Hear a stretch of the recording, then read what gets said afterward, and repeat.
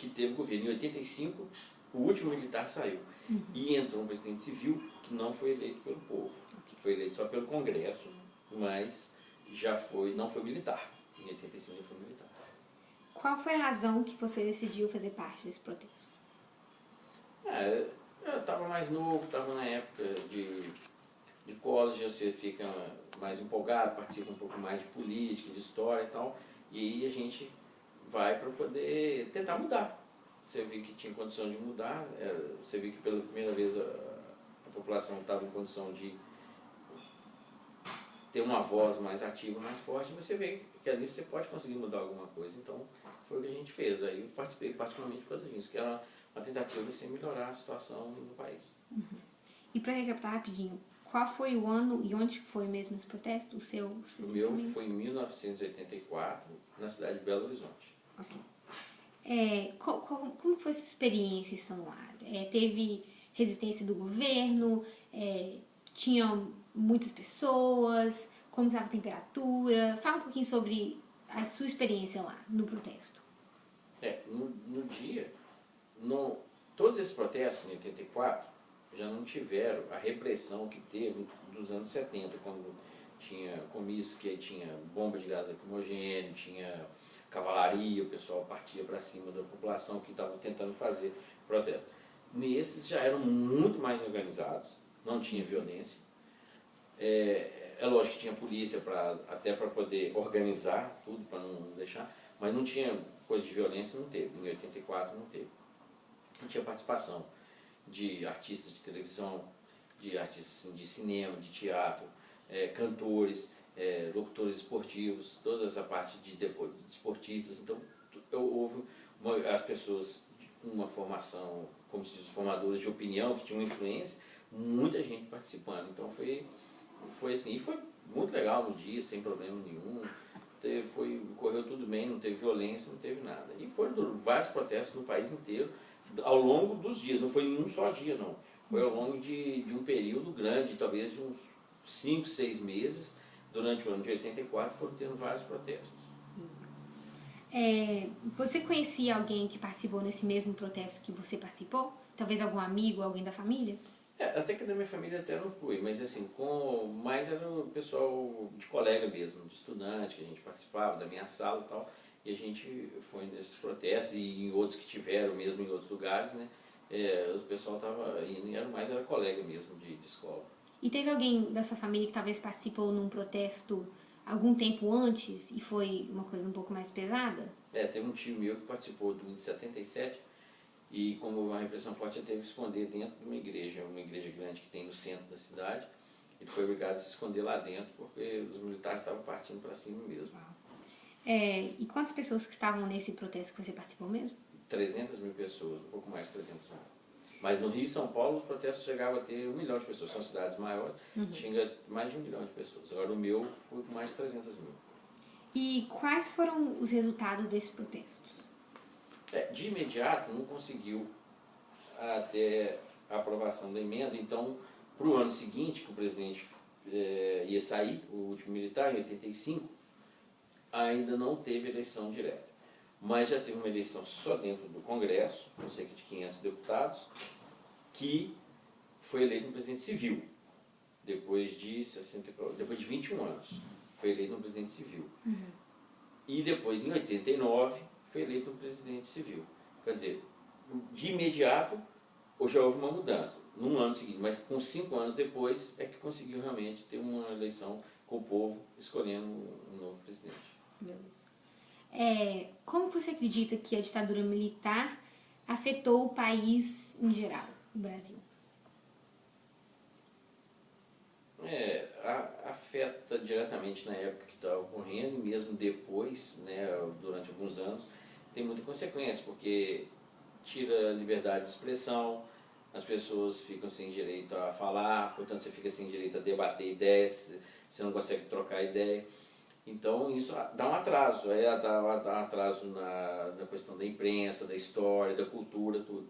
Então de imediato durante aquele processo, e mesmo alguns anos depois, você custa recuperar isso, porque justamente através dessa liberdade, da troca de informação, dos debates, é que as ideias vão surgindo e que pode melhorar qualquer coisa. Então, quando é uma coisa que sempre está vindo imposta de cima, já está decidido e acabou, você não tem como rebater. Quando você consegue ter um diálogo, confrontar suas ideias, porque todo mundo vai seguir igual, mas quando você tem um debate, isso acaba sendo bom. E atrasa essa repressão, esses regimes militares, eles acabam atrasando muito esse desenvolvimento dessa parte de poder melhorar as coisas da população, porque não há essa liberdade para poder trocar as ideias. Beleza. E o que você acredita que os brasileiros aprenderam dessa época da nossa história?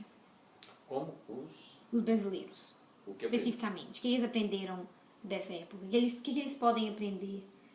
Os brasileiros que estavam vivendo naquela época. Depois de passar por tudo isso, o que eles aprenderam? Você acha? Uma lição, talvez? Ah, sim, os que estavam naquela época, acho que sofreram na carne e viram o que é uma situação de regime militar, de cerceamento de liberdade. Então eles devem ter uma boa ideia de que é uma coisa que não deve acontecer mais. Eles têm uma experiência que a lógica, a grande maioria, não vai querer vivenciar mais. Eu acho que a lição principal é que é uma coisa que não pode voltar, não pode ser esquecido, e justamente não ser esquecido para não poder algum dia voltar, entendeu? Tem que ser evitado realmente. Eu acho que a lição principal é isso, que a gente vai aprender com aquele processo uma coisa que deve ser evitada. E uma pergunta meio conectada com essa última, o que essa situação no Brasil, em geral, ensina as pessoas que não estavam vivos, igual eu, que não estavam vivos naquela época da ditadura militar? O que ensina pessoas que nasceram depois?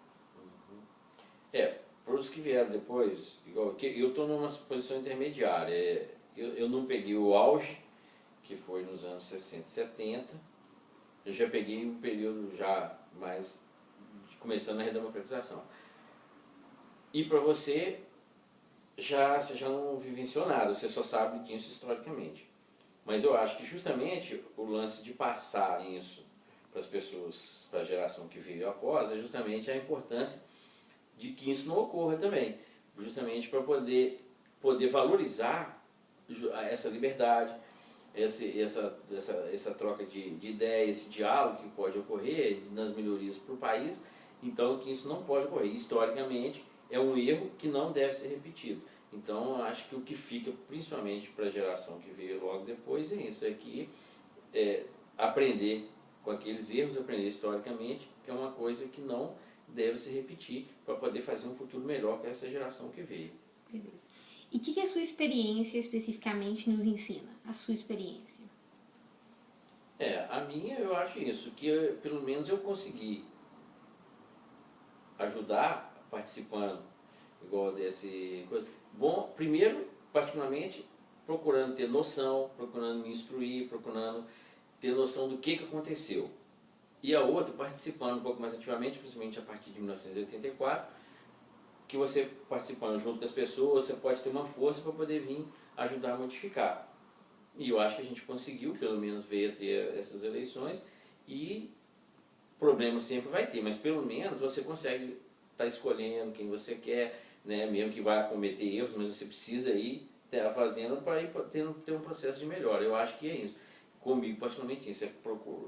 Tentei aprender, ficar sabendo o que aconteceu e, ao mesmo tempo, ter uma participação para que possa melhorar, não só a minha particularmente, como de todas as pessoas. Então, talvez tipo assim,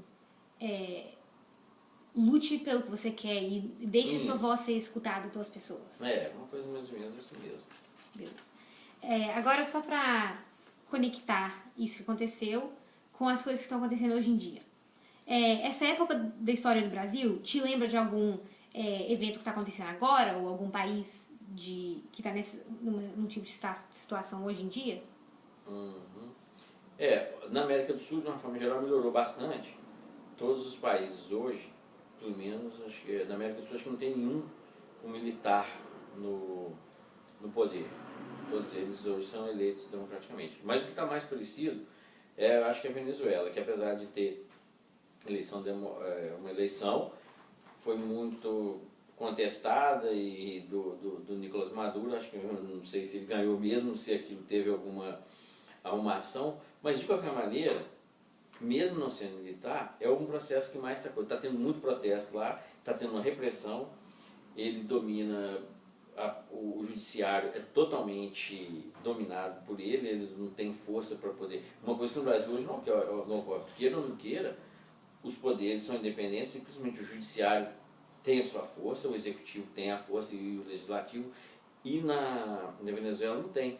O judiciário é totalmente dependente do governo, o legislativo é totalmente dependente do governo. Então lá o executivo é que está fazendo o que quer. Não chega a ser regime militar, mas é um presidente com uma força que, por exemplo, no nosso país, o presidente não consegue fazer hoje, ele seria barrado ou pelos deputados ou pelo Poder Judiciário, ele não faria o que o cara na Venezuela consegue fazer, entendeu? É uma coisa que eu acho que vejo semelhança. Está tendo muito protesto, está tendo muita coisa, muito de estudante, muito de jovem, tentando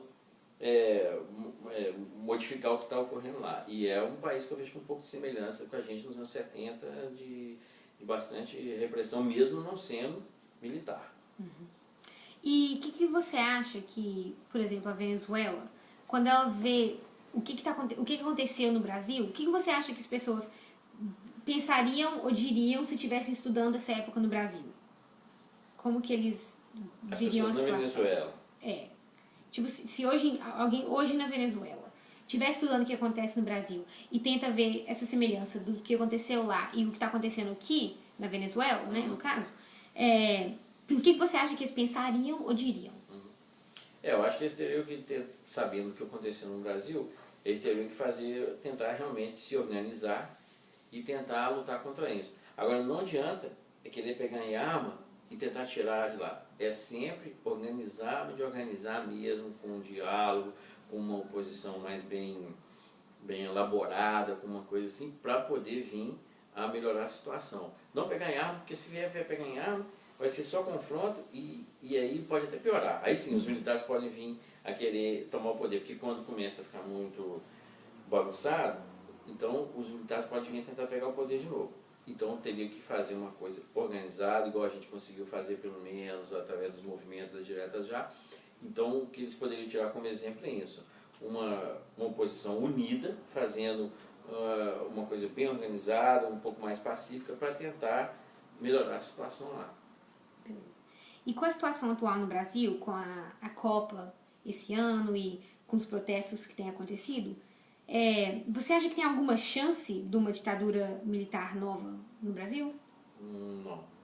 Os militares não têm, acho que não teria apoio em hipótese alguma, seria um apoio da população, seria uma parte muito pequena, mas acho que não teria respaldo nenhum hoje. Hoje os militares não teriam condição de fazer o que o país avançou em termos democráticos.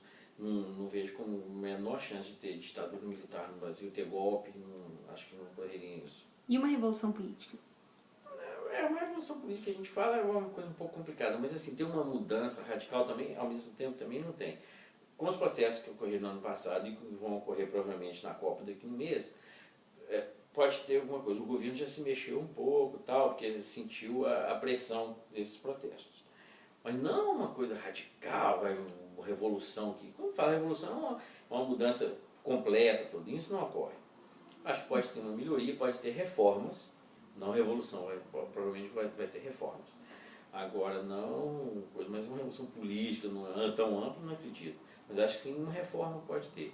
Quanto à ditadura militar, acho que o golpe militar sem chance. E quanto a uma mudança política, sim, um pouco, mas não uma coisa que vai virar de ponta cabeça. Não upside down, vai dar uma reforma. E o que você acha que vai acontecer no Brasil politicamente dentro dos próximos 5 a 10 anos?